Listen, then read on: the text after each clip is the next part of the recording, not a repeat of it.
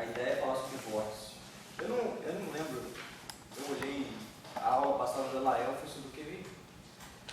Ele falou sobre o método lá. Tá no site, vocês já assistiram? É feriado? É. Ele falou do. Ele falou do baixo. Como? Ele falou do Rio, não do feriado. Aqui. Ele deu a Indiana que mostrando que você vai acoplar um campo escalar, ele vai dar massa para o campo. Ah, legal. Tá. Mais ou menos os ângulos potenciais que também são usados nessas soluções. Ele falou que queria cobrir um vão que ele tinha deixado antes. Ele estava falando de simetrias, ele falou de tensão de energia momento, tensão de energia momento melhorado. Aí ele disse que você tinha dado a aula sobre topologia. Ele falou mais alguma coisa sobre potencial?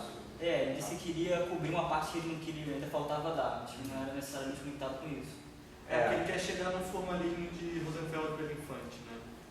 Sim. Aí ele está voltando atrás, ele está falando do tensor momento angular, ele deu alguns exemplos com campo escalar. Aí ele estava querendo construir isso, ele estava voltando, eu acho que para chegar nisso. Ok. A gente tem que deixar claro que realmente não tem uma conexão direta, linear. Obviamente, as coisas se conectam. Ele falou. É linear.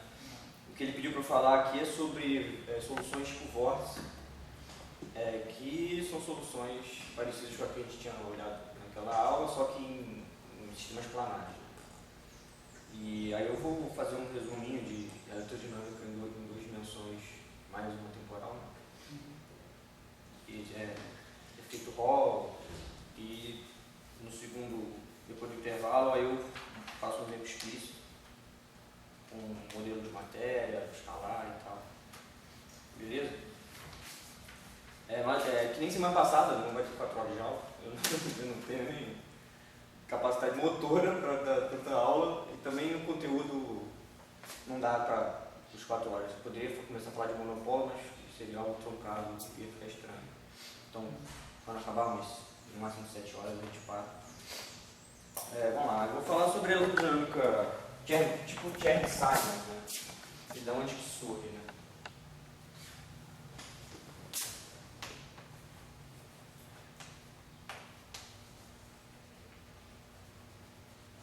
Tem gente que chama de eletrodinâmica planar.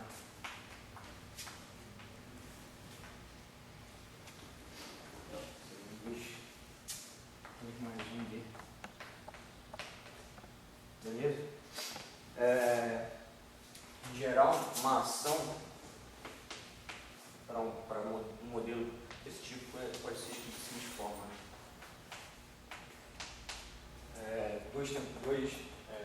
Dois componentes espaciais e uma temporal. Mas teria uma coisa desse tipo.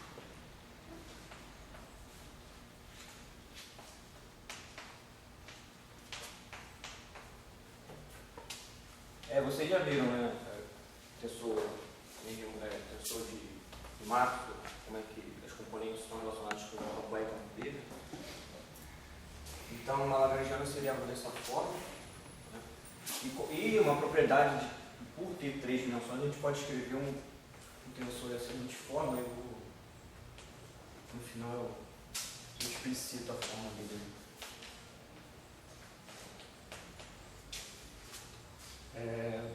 Esse epsilon é o Levi-Tita, né? 0,12 igual a 1. Se tiver índice repetido é 0 e se permutar índice é proximal. Em 3 dimensões você tem 3 possibilidades de índice, então você pode construir esse termo também. Aí você pode também acoplar o seu campo de gauge com uma corrente de matéria, né? Que na primeira parte que a gente não vai especificar, mas na segunda parte vai ter uma forma explícita.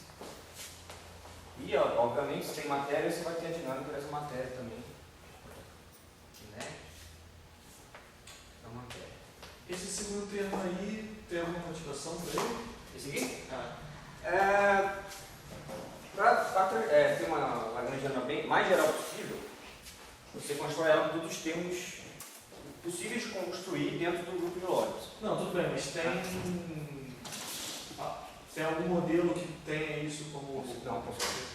É graças a essa estrutura aqui que você vai ter o efeito Hall. Efeito Hall quântico fracionário. Tudo vem daqui. Inclusive, a gente vai esquecer essa parte aqui, só vai trabalhar com essa. Eu só escutei, no efeito, nessa lagrangiana de Einstein, não me lembro, não sei exatamente qual, mas esse segundo termo que garante que ele é renormalizado. Eu vi isso alguma vez, que se você escreve só F', ele não é renormalizado nas dimensões. Ah, não, com certeza. Em geral, quando você estuda normalizabilidade, você tem que partir de lagrangianas mais gerais possível, dentro dessa estrutura. Né? Qual os escalares você pode descrever usando todas as contrações possíveis. Se você não escrever uma teoria, primeiro, que as constantes tenham a dimensão correta. No caso de dimensão, não ter dimensão nenhuma, ter dimensão de massa. Ou não escrever todas as possíveis contrações, você vai ter um problema de renormalizabilidade. Se você não colocar, isso é interessante, se você não colocar isso e fizer o estudo quântico, esse termo aparece quanticamente. Eu vi. Então a estrutura interna da. O Tião falou que se você não coloca ele, você não consegue Não dá, renovar as suas horas. Exato. E mais que isso, ele vai aparecer em uma correção quântica. Ele aparece, dinamicamente. Né? Sim. E só outra pergunta, ele mantém valência Calibre? Eu vou mostrar. Tirando uma derivada total, ele vai indicar isso. Tá bom? E o que seria uma ação de Chern-Simons, né?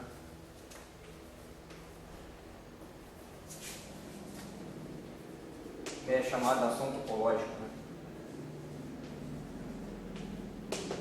Simplesmente pegar essa ação, deixa eu ver um pouco mais formal, de μ tendendo ao infinito dessa ação zero. Ok? Se você pegar o limite dessa massa indo ao infinito, esse termo aqui vai para zero, e você fica só com essa parte. Bom, essa é a ação de Chern-Simons. Termo que chama topológico, é topológico. Agora tem que tomar cuidado com o termo que eu usei na outra aula. Né? A aula topológica está relacionada à forma do vácuo. Aqui é topológico que independe da métrica. Esse epsilon, ele é um tensor que tem valores 1 e menos 1. Então você fez uma contração de índice aqui sem usar métrica, por isso que ele chama topológico. Tá? E uma característica, não vou mostrar aqui, mas uma característica muito importante de uma teoria topológica é que essa constante aqui ela vai ter um valor fixo independentemente do caráter quântico da teoria. Então, em geral, quando você tem uma teoria, as constantes recebem correções quânticas, mas uma teoria topológica, essas constantes, aqui é um exemplo de teoria topológica, não existem outras, mas essas constantes não vão receber correções quânticas. É uma propriedade muito forte, né, de teorias topológicas. Isso seria muito interessante, por exemplo, construir uma teoria fundamental. Uma teoria fundamental, a princípio, as constantes deveriam ter um valor mensurável, o comprimento de Planck, a massa de Planck. Então, uma teoria topológica seria uma maneira de buscar uma teoria fundamental onde os constantes têm um valor fixo. Beleza? Mais curiosidade, né? Mas vamos lá. Então, a gente pegar essa lagrangiana, nesse limite, Simons vai ser. Eu vou englobar o T aqui, simplificar a notação. Alfa, epsilon, com kappa, f. Se você tiver uma teoria não abeliana, a forma é um pouco diferente, tá? Nesse caso aqui é uma teoria abeliana, ou seja, você tem um grupo interno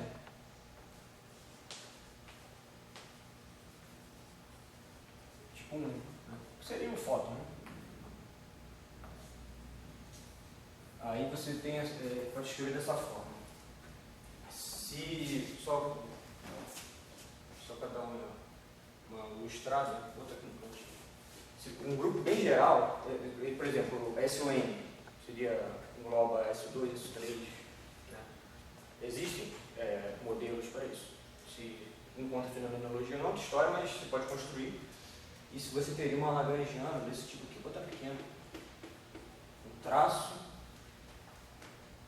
do epsilon em capa,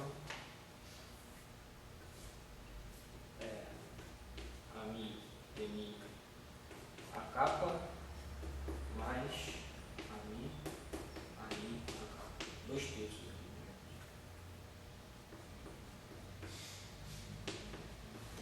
Aí você tem um traço sobre os geradores, né? Tem esse AK,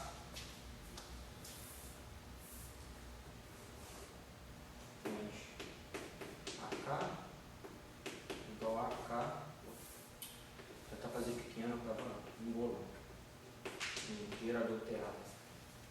Mas, só por questão de curiosidade, né? Você teria essa estrutura. Mas, quando é abeliano, você pode reescrever isso dessa forma, tá bom? Esse tema aqui é totalmente assimétrico, no caso 1, mas, como o campo é o mesmo, ele é assimétrico. Então, a antissimetria com a simetria mata, só fica esse termo que é exatamente o que está aqui. Beleza? Então, essa aqui seria a Lagrangian Chern-Simons.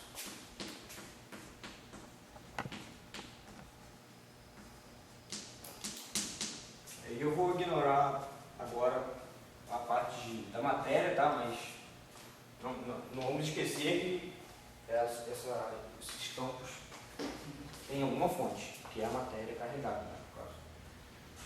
Beleza, então voltando ao que você tinha falado. Essa teoria invariante de Gauge, vamos olhar. Transformação de Gauge aqui, ó, da seguinte forma.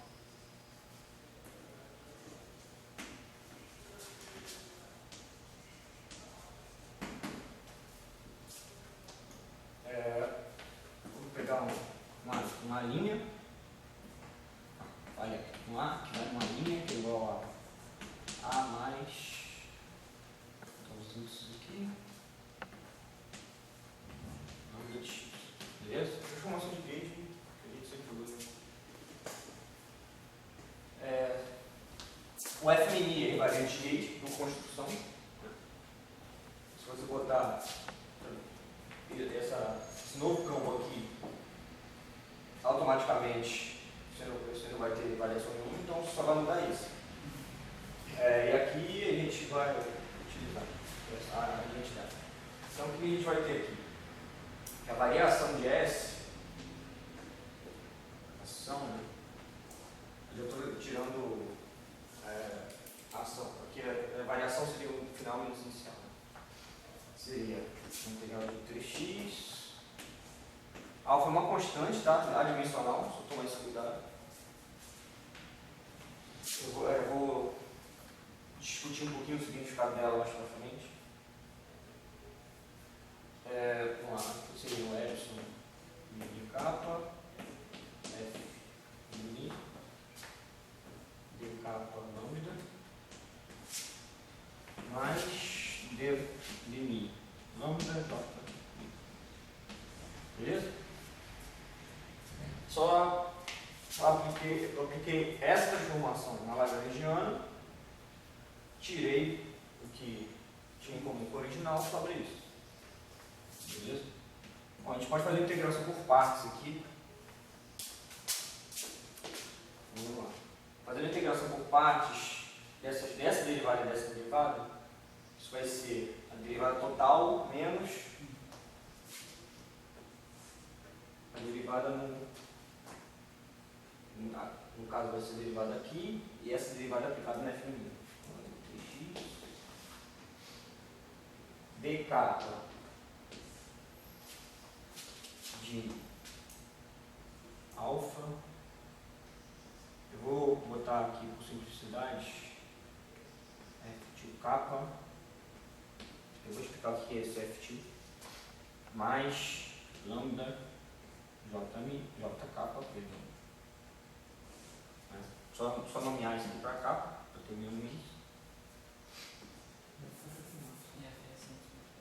Aí vai ter a parte, né?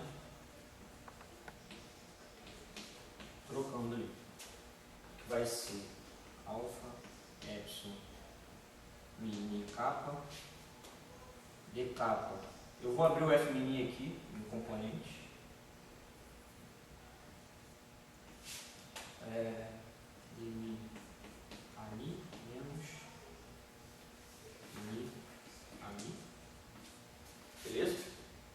Só que, como aqui é antissimétrico em mini, eu posso trocar isso e vai virar 2 vezes esse, beleza? Então, vou botar aqui o 2, por causa da assimetria entre os índices mini. E o outro termo é lambda derivado aqui, né? Unido dmi j mi. Beleza? Bom, duas derivadas formam um tensor simétrico. O kappa e o mi são antissimétricos devido ao epsilon, então isso aqui vai para zero. Beleza? E a gente imagina que a corrente que a gente está da matéria, ela se conserva. Então, isso aqui seria a equação de continuidade, né? Rho, seja o ponto igual a gradiente da parte vetorial. Equação de continuidade, a gente imagina que a nossa corrente obedeça a isso, então isso lá também dá zero. E então, No primeiro termo ali no F do A, por que sumiu o lambda? então, o lambda, o primeiro termo, tá certo. Eu também não defini o que é isso, eu vou definir agora. O que eu chamei de F-til, por simplicidade, é o dual do mi, kappa, F e mi, ok? Por simplicidade. Em 3 dimensões, isso aqui seria, o componente 0 seria epsilon 0, 1, 2, f, 1, 2, beleza? Mais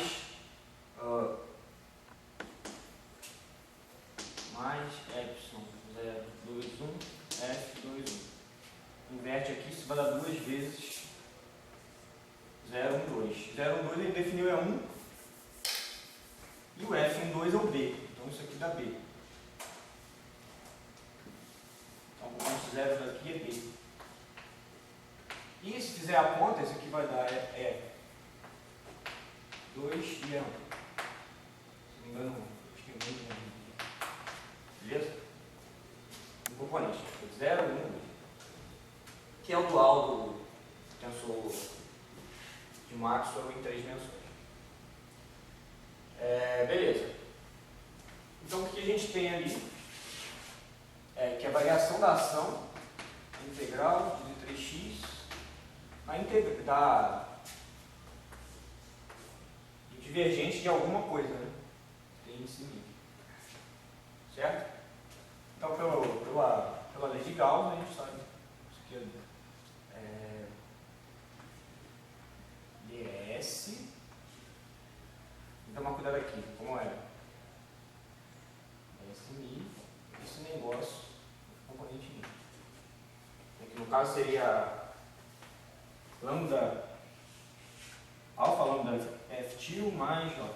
Beleza? Como a gente imagina que a nossa corrente é localizada e que os campos vão para zero no infinito, isso aqui é zero.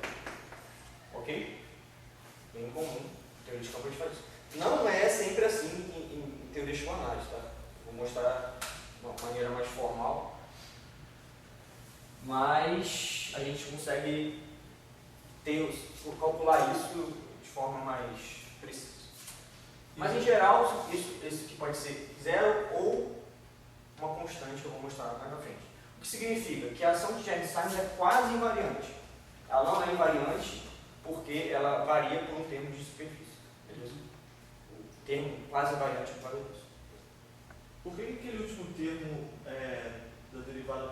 do J1000 você colocou como 0? Porque isso aqui seria uma lei de continuidade. E a gente está, sempre quando a gente tem uma fonte para o campo magnético, a gente pensa ele como uma fonte de cargas que se conservam. Se a carga se conserva, então ela respeita a lei de continuidade, que de maneira covariante quer dizer isso aqui. Né? Ok? Isso se a corrente que você está trabalhando se conserva. Okay?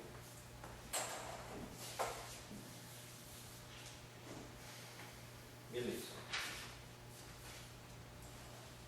A gente fez a transformação infinitesimal, né? De maneira geral,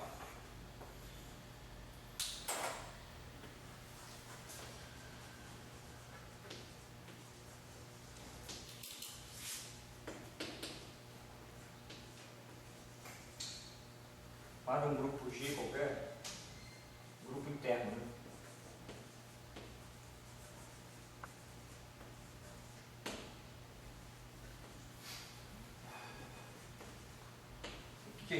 Uma transformação de gauge ela pode ser escrita dessa forma, bem mais geral. Né? O DAGA, ou como em geral a gente trabalha com teorias tipo S ou alguma coisa, né? Que é a mesma coisa que o O-1, a μ mais DAGA dμ, ok? Isso aqui é por U é um elemento do tipo, então pode ser um exponencial de uma matriz, etc. Se a gente utilizar essa transformação, o que a gente tem é o seguinte. Aí não vou utilizar essa lagrangiana, mas eu utilizaria essa. Tá?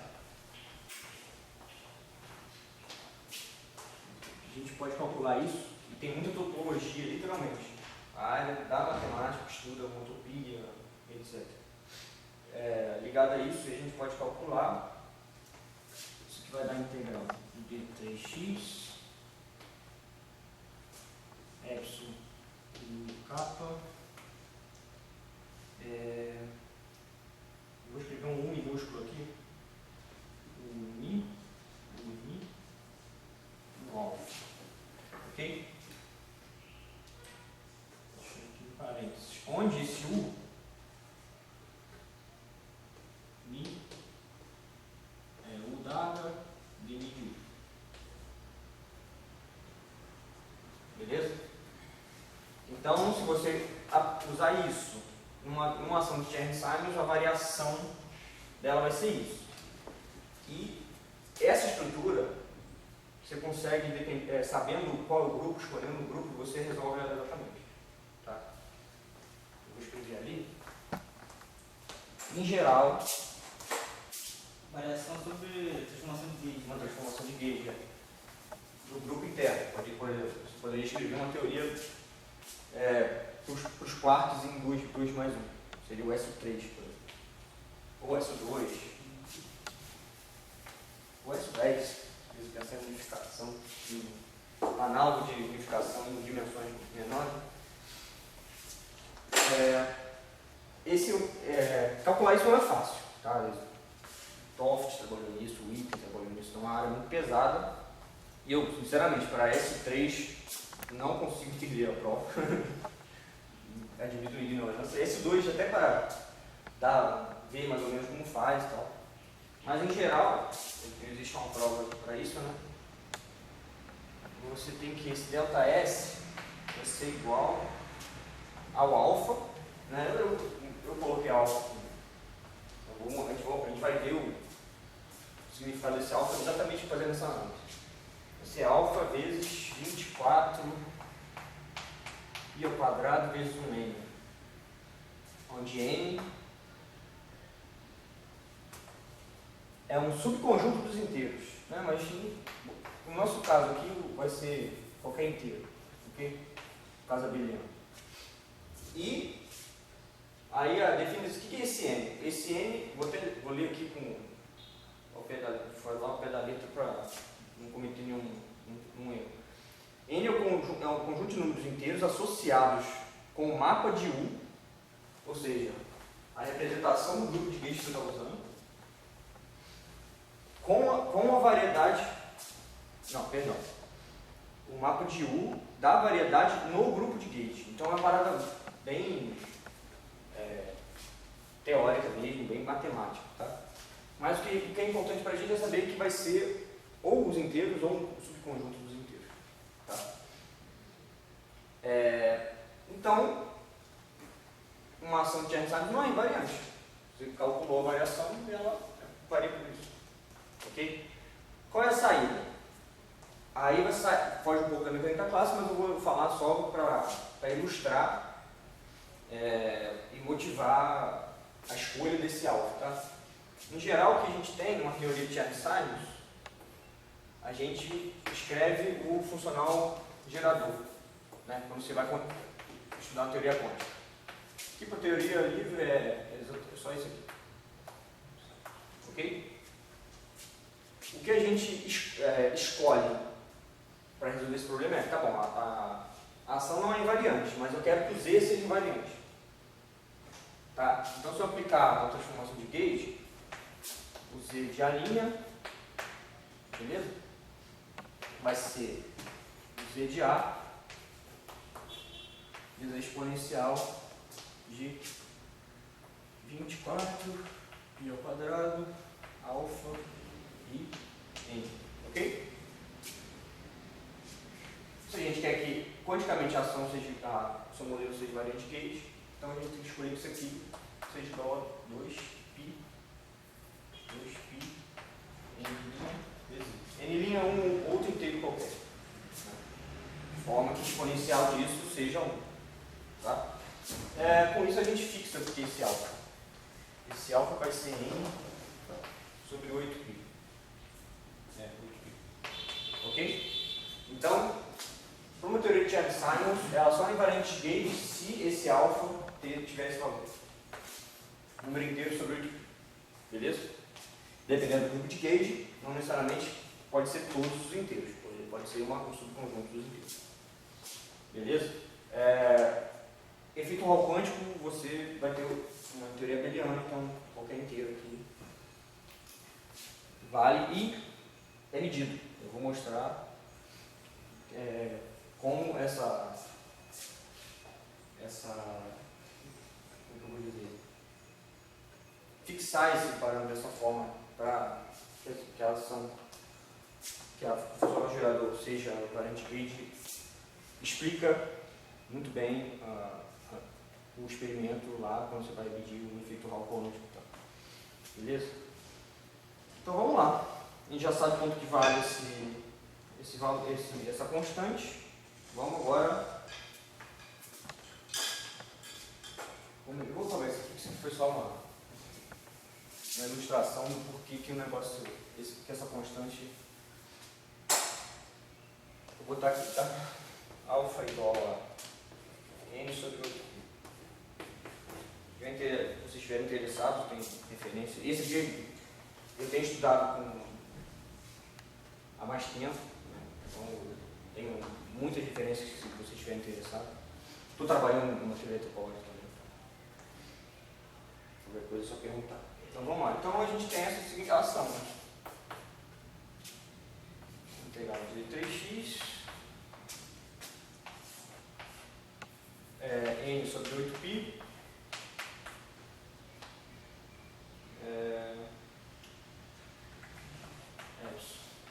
capa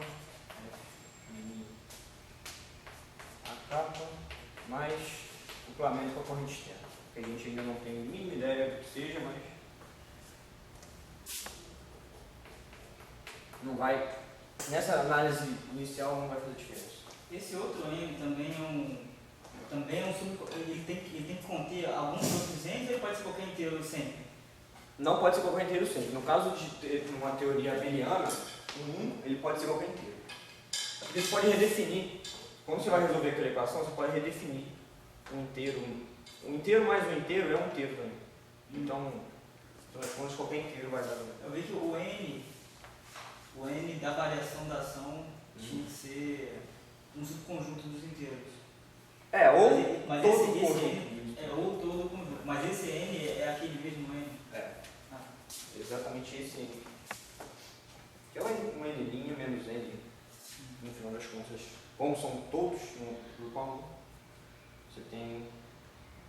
Pode ser qualquer inteiro, inclusive negativo. Tá? Não faz muito sentido fisicamente, mas é preciso poder ser negativo. Então vamos lá. Então, qual que seria as equações de movimento dessa ação?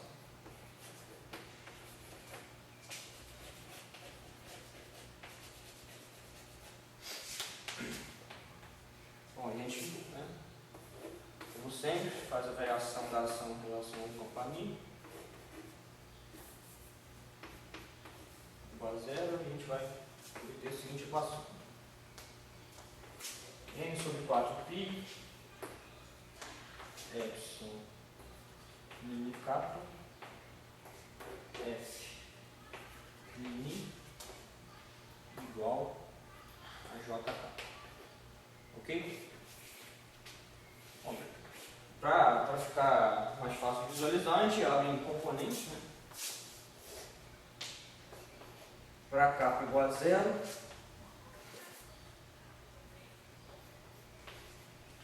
o que a gente vai ter é N sobre 2π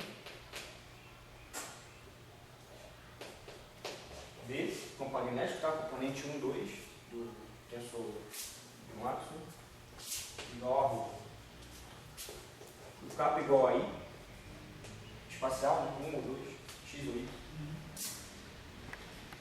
entre N sobre, que é 4 por I, Epsilon IJ,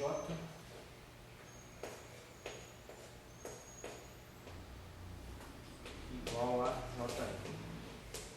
Ok? Então, a gente tem. Vamos interpretar agora as equações de movimento. O que está dizendo a primeira equação? É que uma densidade de carga gera um campo magnético com a constante relacionando os dois, dada a princípio. Ok? Deixa eu parar ali em cima.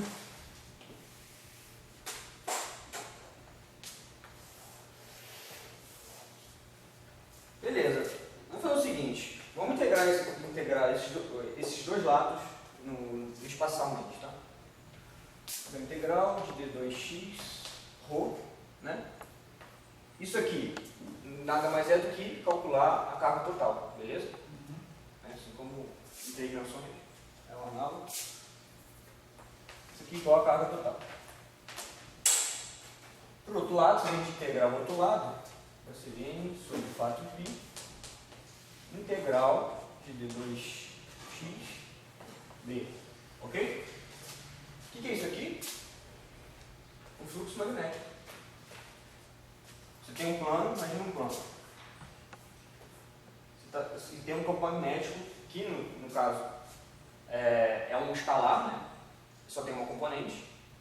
Isso aí tem que tomar cuidado para não confundir com o caso tridimensional. Em 2 mais 1, o campo magnético é um pseudo-escalar, tá bom? Mas, de qualquer forma, essa integral você está integrando o B numa área. O que é a integral do B numa área? O fluxo. Então você tem esse pedaço aqui, né? Sei lá, do grafeno, por exemplo. Você integra sobre a área, você tem o fluxo. No caso, você está integrando sobre todo o volume, então tem o fluxo total. Ok? Então a gente tem que isso aqui é N magnético sobre 4π. Ok?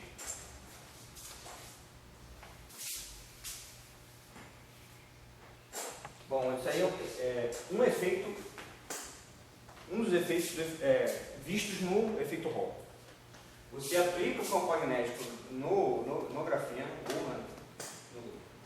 no material bidimensional e você vai ter uma carga proporcional ao campo magnético que você aplica.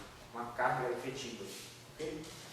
No caso, então, a gente interpreta esse B aí, que é um pseudo-escalar, como a parte perpendicular do campo à superfície. Se a gente pegasse uma teoria em 3 dimensões espaciais e fizesse uma redução, né, você teria que a parte que é perpendicular ao material seria essa. Ok? E é exatamente o que acontece. Você aplica um campo, a gente vive em 3 dimensões, então a gente aplica um campo perpendicular, Ele atua como esse. a componente Z dele atua aqui. Entendeu? E gera uma carga no material. Beleza? Então, vamos deixar isso aí. A gente tem que o quê? Carga total sobre fluxo magnético é um número inteiro. Ok? Outra coisa interessante. Eu tenho um número inteiro que relaciona carga e fluxo magnético. Beleza?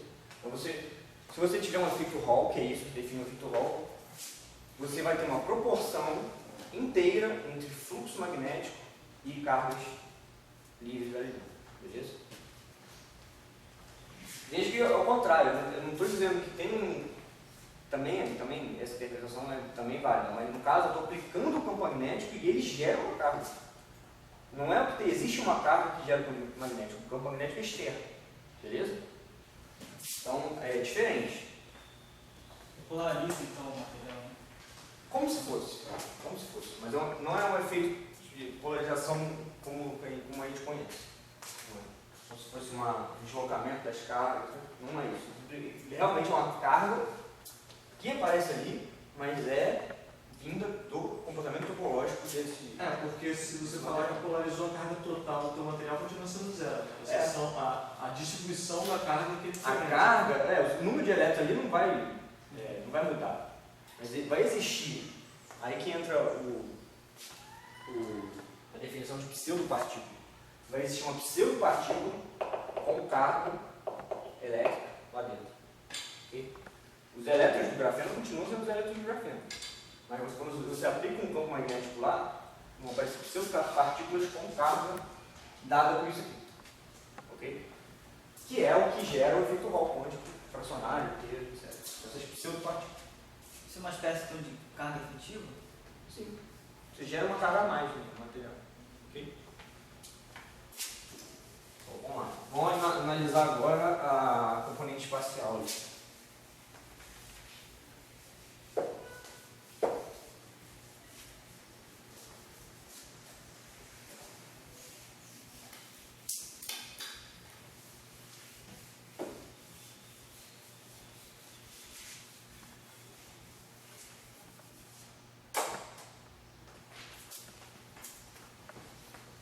Uma coisa, também é uma interpretação importante.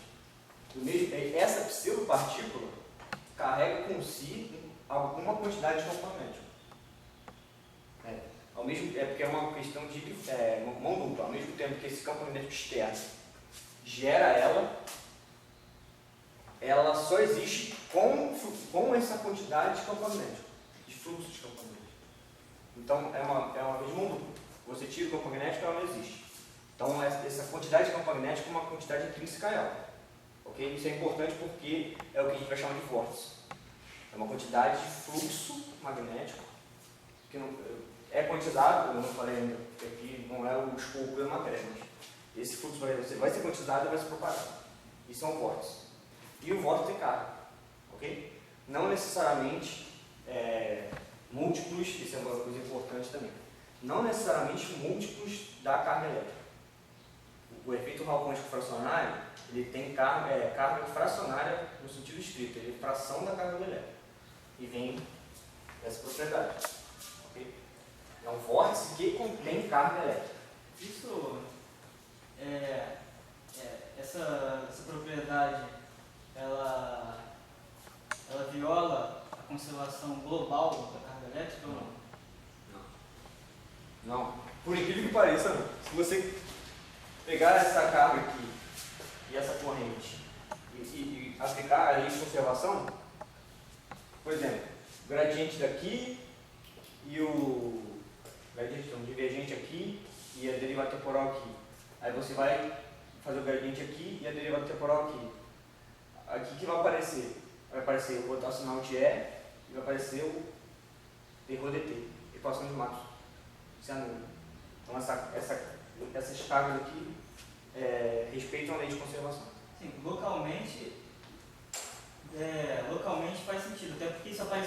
na equação. Mas globalmente, já que você tem esses efeitos já que você tem um efeito de borda, pelo menos esse efeito de borda também aparece na conservação global da carga, você tem que integrar na superfície. Quando tem efeito de borda, tem que tomar muito mais cuidado. A gente está admitindo que o Não tem. efeito de borda não é relevante para ele. Quando você tem efeito de borda, é bem mais complicado. Tá? Porque aí você vai ter na borda. A borda é o que, nesse caso? É uma superfície unidimensional. É uma linha, né? Você teria uma variedade que tem uma dimensão espacial e uma temporal. Então você vai ter outros fenômenos lá, como por exemplo os químicos, os vórtices, o sólido. Então é uma coisa muito rica. A partir do momento que você tem a fronteira, muita coisa pode acontecer lá também. Mas isso não tem nada a ver, isso aí não tem nada a ver com isso. Né? Não, Essa da carga total. a carga total, como isso aqui é local, e dá para mostrar que se conserva, então globalmente também vai se conservar. Você pode ter uma quantidade de carga de um lado e a outra do outro, se movimentando de forma que o total, ok? Mas é bem mais, tomar muito mais cuidado na hora que for considerar a fronteira. Bom, vamos lá. Segunda parte aqui, vamos pegar a parte espacial, né? A gente tem isso aqui, né? J I igual a N sobre 4π, de J é J. Em geral, a gente pode escrever da seguinte forma: um sigma. Eu sempre confundo condutividade com resistividade nessas horas, porque tem, eu acho que eu fiz certo. Deixa eu ver aqui. Eu acho que eu peguei uma boa referência. Tá? Esse tensor, dois índices de J aqui, é o chamado condutividade. Tá? Então, no efeito Hall, você tem um tensor de condutividade que é antissimétrico. Ok? Esse seria algum tipo. Né? Esse sigma seria 0. Isso, 4π.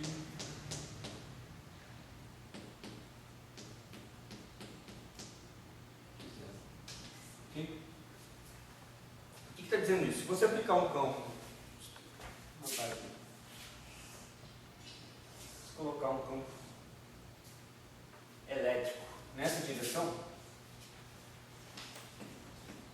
beleza?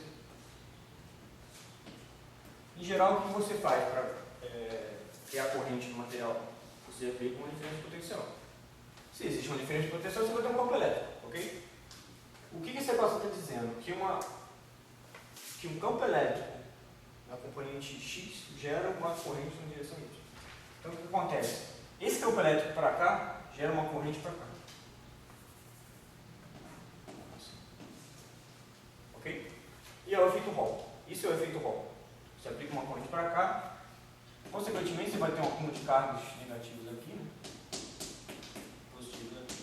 Isso tudo é muito bem conhecido, o efeito Hall clássico, já media isso mais de 100 anos atrás. E a diferença aqui, usando Chern-Simons, é que essa condutividade é quantizada em números inteiros. Aí que entra a graça da teoria de Chern-Simons. Ela naturalmente mostra que o efeito Hall vai ter, eu vou desenhar um gráfico aqui, vai ter platôs quantizados. Como é que fala? Eu usei uma notação que eu teria, a unidade disso aqui não é, aqui a princípio a unidade disso aqui seria adimensional, mas a condutividade tem a, deixa eu anotar aqui, eu fiz isso por simplicidade, né, mas a unidade do sigma é quadrado sobre H, tá? Você usou o CGS? Só para não carregar tanto. H é a constante de forma, tá? Então, vou desenhar um gráfico aqui.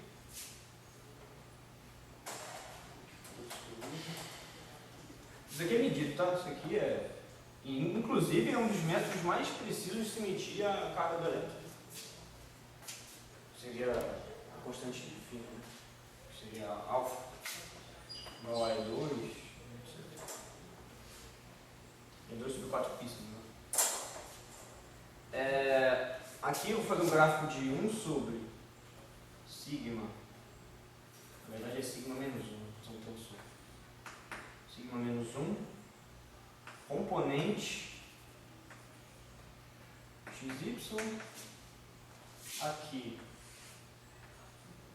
o sigma menos 1, componente XX, eu escolhi o XX, mas o Y não dá a mesma coisa, tá? E aqui é o campo magnético externo que eu estou aplicando, tá? Exatamente isso aqui está acontecendo. Tem um campo B externo, ok? É um componente perpendicular, interpretado como aquele B. Quando eles fazem isso em baixas temperaturas, muito baixa temperatura, perto do zero, então, hoje em dia tem materiais que não precisam estar tão frios para isso acontecer, mas mesmo assim não é simples de fazer. Bom, vamos lá.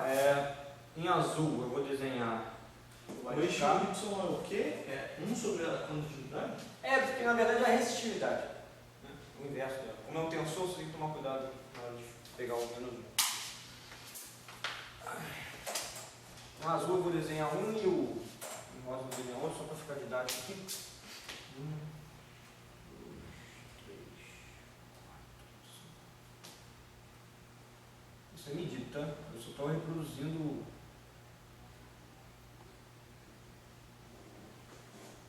Aqui seria n igual a 1. 4.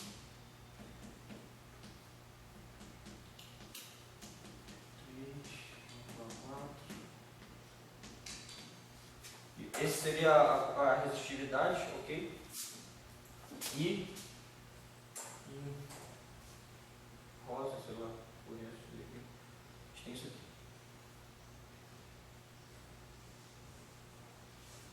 Rosa é o quê? Rosa é essa componente. Componente diagonal. Ok? Uma delas, né? Poderia fazer de onde? Qual a ideia aqui?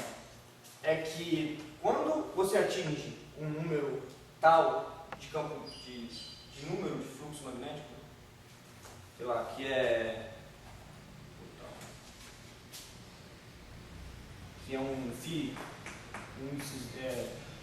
número de fluxos de ponto magnético, que é experimental, a gente vê lá, é possível de medir aqui seria um outro, aqui seria um outro, aqui seria um outro número de quantidade de fluxo magnético.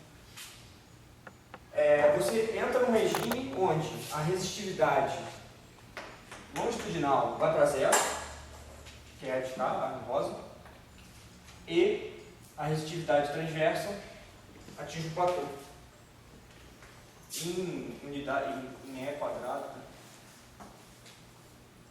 Sobre H. Tá? Que é uma vezes isso, aqui é 2 vezes isso, aqui é 3 vezes isso, 4 vezes isso, 5 vezes isso. Ok? E esse é o efeito Hall. Isso é o efeito Hall. Você pega uma amostra em baixa temperatura, de grafeno, por exemplo, aplica um campo magnético perpendicular e uma voltagem entre os dois polos ali. Você mede essa corrente transversa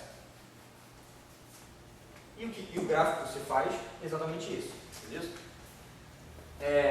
Se eu não me engano, pode até ter melhorado essa medida. A última vez que eu olhei, eles mediam uma constante fina, que seria a carga elétrica, né, no final das contas, com 12 casas decimais. É mais preciso do que a LHC. Isso num laboratório de física de partes energia.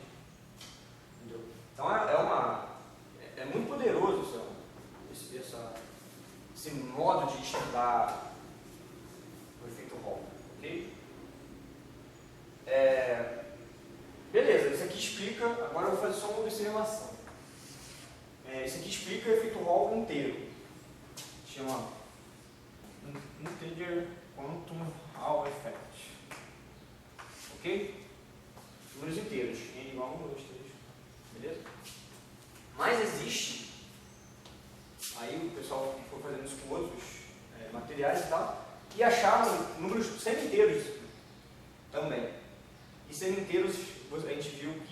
se esse N for seno inteiro, a lagrangiana não é invariante. Então, como fazer? Como explicar? Aí eu vou, só uma observação aqui, né, para quem tiver interesse. Chama fractional. Vamos tentar lá. Pode escrever uma lagrangiana com capa, campos de gauge.